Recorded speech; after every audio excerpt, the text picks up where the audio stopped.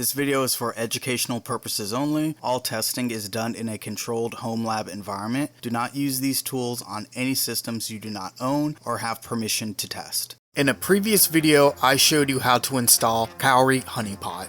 Today, I'm going to show you how to install tpot. It's a large collection of 20 plus honeypots in one setup. It has a whole bunch of tools you need to catch hackers. So without further ado, let's go ahead and jump into it.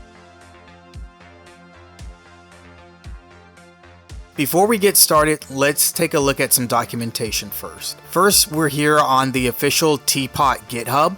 On here, we see a wide range of tools that tpot comes with.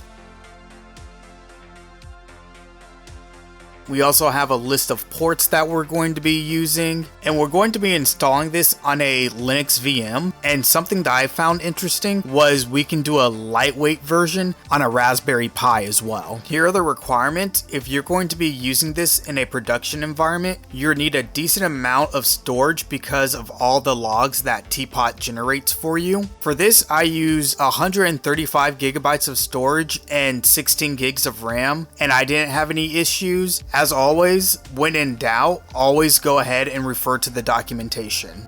The next piece of documentation we're going to be looking at is for Docker. We're going to be needing Docker and Docker Composed for our machine. How I got that installed, I used a script by Keep It Techie, who runs an awesome IT channel. I'll leave a link down below for his script and his channel. Definitely go ahead and show him some love. So with the documentation out of the way, let's go ahead and get started. As you can see here, I'm SSH'd into our server, and first what we need to do is we need to create a new user with sudo rights. For Docker and tpot to install correctly, we need to be a non-root user. This is the most important part. If you try installing this as the root user, your installation's not going to work. Trust me, I've learned from first-hand experience. To make our new user, we're gonna run the following command: sudo add user, and for the sake of this video, our new user is going to be tpot1. We'll enter the password and skip all the remaining prompts, and we'll just go ahead and confirm everything.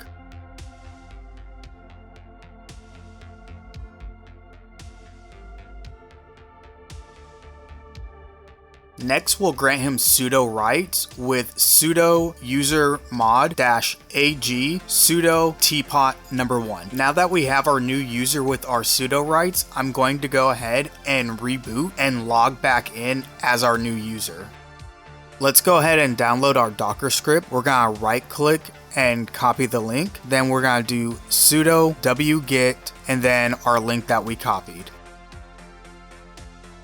When we run ls, we see that our script is downloaded, but next we need to make it an executable by using the following command: sudo chmod +x and then the name of our script right here.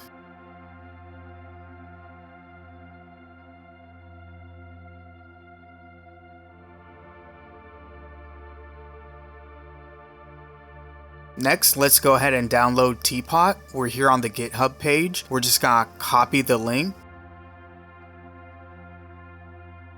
And then we're gonna run the following command: sudo git clone, and then the link that we got from GitHub. I'm gonna go ahead and start downloading it, then we'll pick up once everything's done. Now that everything's downloaded, let's install our Docker script with the following command: // and then our script right here.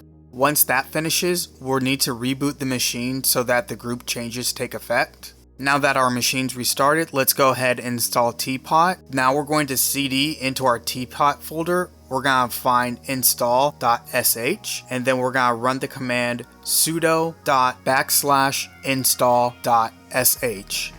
This installs tpot for us. We'll go ahead, let this run, and then we're gonna pick it up momentarily.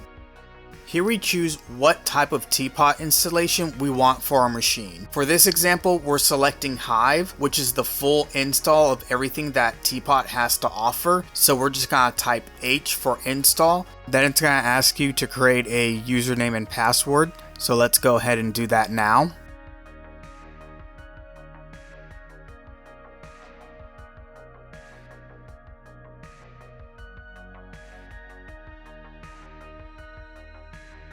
And now, as you can see here, it's pulling all those honeypots and other necessary tools that tpot needs to run correctly. So we're gonna let this run and we'll pick it up once the install's done.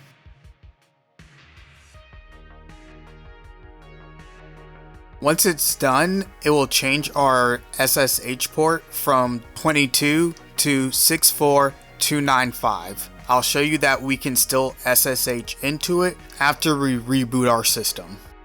Now that our system's rebooted, we're gonna go ahead and SSH into it. So we're gonna enter the command right here. And this is just to confirm everything is working properly in terms of SSHing into the machine. Now let's go to our tpot web UI. It's going to be whatever your server's IP address is, followed by 64297. We're click advance and then we're gonna accept the risk, and then we're gonna enter our username and our password that we made up.